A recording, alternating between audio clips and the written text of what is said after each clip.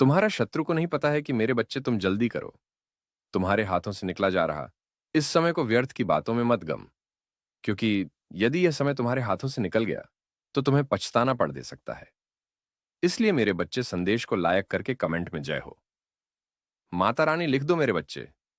तुम मेरी बात को इस तरह से समझो कि यदि जब लोहार लोहा गर्म होने पर ही हथौड़ी मारता है तभी उस लोहे का कुछ बनाया जा सकता है, क्योंकि लोहा गर्म होते ही पग और हम जिसे आकार में उसे डालना चाहते हैं उस आकार में डाल पाते हैं। उसी प्रकार तुम्हारे हाथों से कीमती समय जो कि तुम व्यर्थ गवाह रहे हो उस पर तुम्हें विशेष ध्यान देना जरूरी है। तुम्हारे कर्मों रूपी हथौड़े को मारकर तुमने भाग्य रूपी लोहे को पिघला लिया। अब तुम जिस तरह से चाहो उसे बना सकते, अर्थात भाग्य को परम सौभाग्य में बदलने की ताकत तुम रखते हो।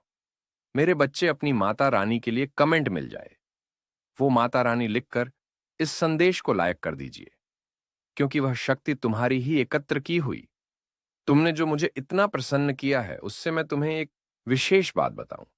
जीवन में पीछे मुड़कर तुम कभी नहीं देखो तुमने क्या किया क्या नहीं किया, गलत किया सही किया, इससे तुम्हें कुछ भी मतलब नहीं होना चाहिए, क्योंकि जो गुजर चुका है उसे तुम वापस नहीं ला सकते। परंतु जो तुम आगे कर रहे हो उस पर भी तुम्हें विशेष ध्यान दे।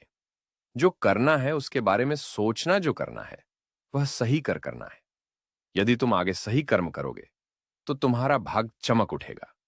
इसलिए तुम अपने समय को व्यर्थ की बातों में ना गवाए और इस कीमती समय को हाथों से मत जाने दो।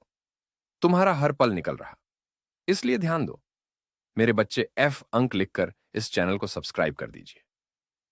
मेरे बच्चे, जब तुम्हारा परीक्षा का दिन और समय निश्चित होता है, यदि तुम उस दिन परीक्षा ना दो और या तुम परीक्षा के दूसरे दिन परीक्षा देने जाओ तो तुम किसी भी परीक्षा में पास नहीं।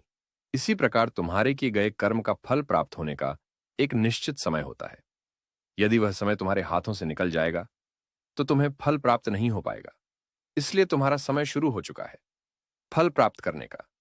मेरे बच्चे, कल सुबह तुम मेरी पूजा करने जाओगे तो तुम पान का पत्ता लेकर और तुम्हारी जो इच्छा अधूरी है उसे बोलते हुए उस पत्ते को मुझे समर्पित कर देना। तुम जिसका कार्य को काफी समय से कर रहे हो, उसे पूर्ण करने में काफी प्रयास कर चुके हो, उस कार्य को पूर्ण होने का समय आ चुका है। इसलिए अब तुम्हें रुकना और थकना नहीं, तुम और तेज से आगे बढ़ो और अपनी पूरी